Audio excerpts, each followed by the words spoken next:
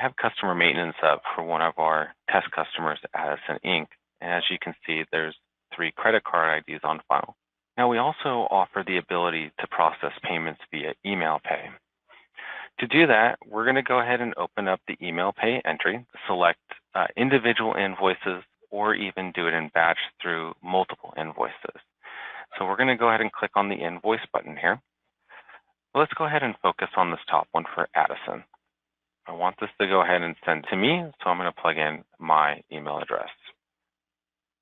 Templates, we're just going to go ahead and use the web form email one. Subject and description, we'll pull from this template. Templates can be customized, and let's take a look and see what that email looks like. So we're going to go ahead and click on the send email button. I'm going to say yes.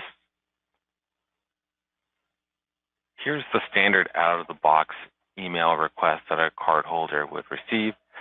As the cardholder, I'm able to see the amount due, the Epicor invoice number that is being referenced, and all I need to do is click on the link down here below. Here's an example of what the payment page would look like.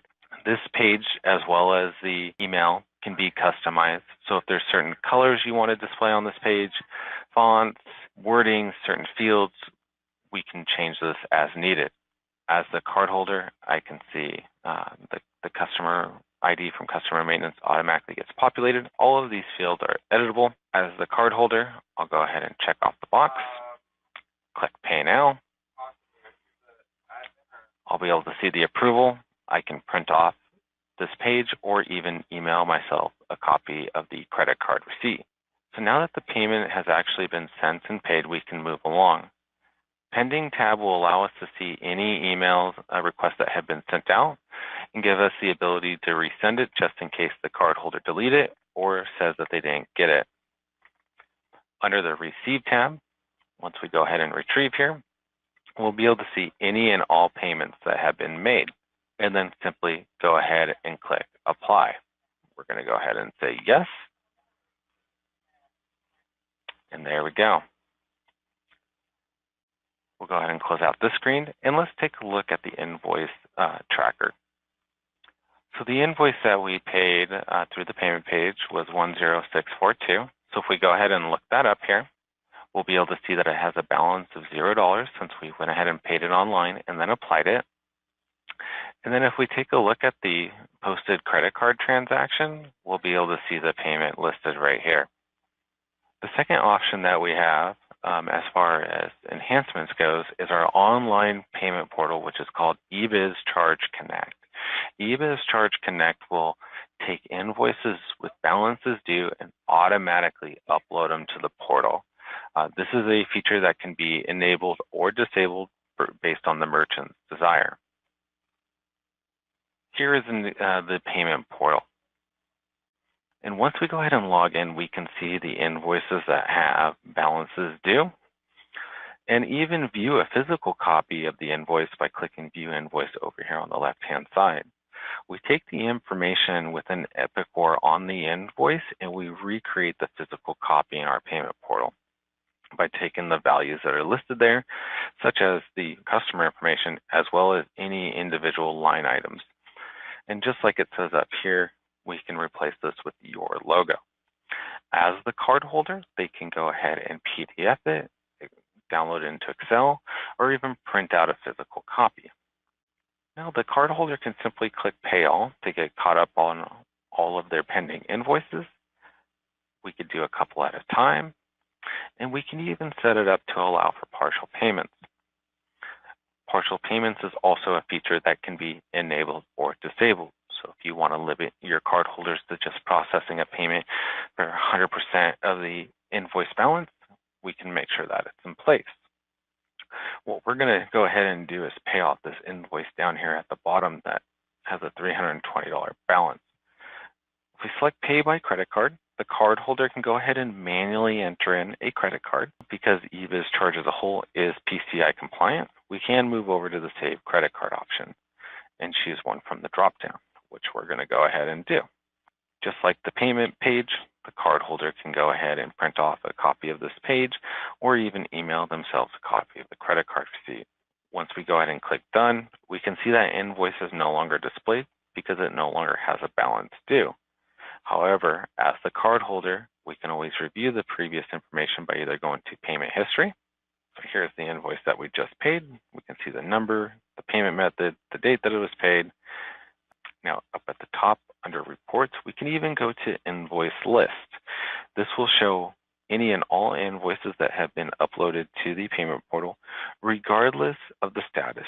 Have they been fully paid, partially paid, no payments, or even ones that are past due? We're going to go ahead and select all, and I'm going to move this back to the beginning of August. And let's go ahead and refresh the page. So here's the payment, or the invoice that we paid off for $320, but the original amount was $340. If we view the invoice, the balance due will now be updated to reflect that there's $0 due. So once again, the cardholder can go ahead and PDF it, export it out to Excel, or physically print it.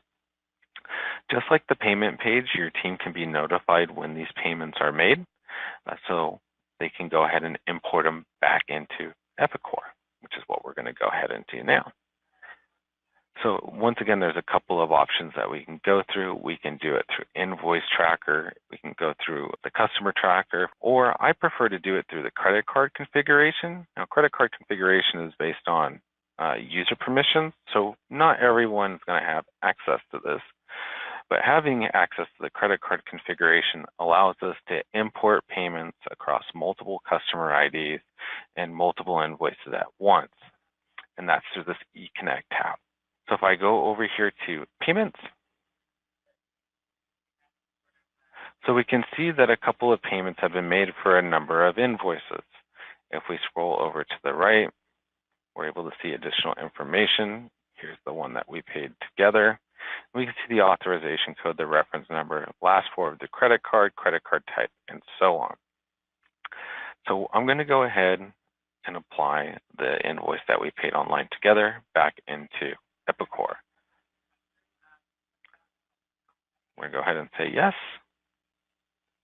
Now, the way that we have our eConnect set up for Epicor is completely automated. So every invoice that's created within Epicor automatically gets uploaded. However, if you wanted to do it on an individual or specific customer base, this is where the customer and the invoice tab would come into play. By selecting the invoices and the customer, you can sync the specific data. We're going to go ahead and take a look at that invoice that we've just gone ahead and imported back into Epicor.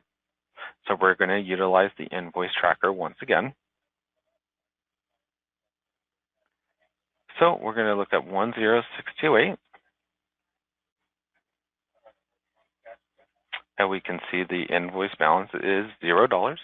And then if we come over here to the posted invoice credit card transaction, retrieve once again, and there we go. So that wraps up the enhancements and the additional features that we can bring to Epicor via EVA's charge.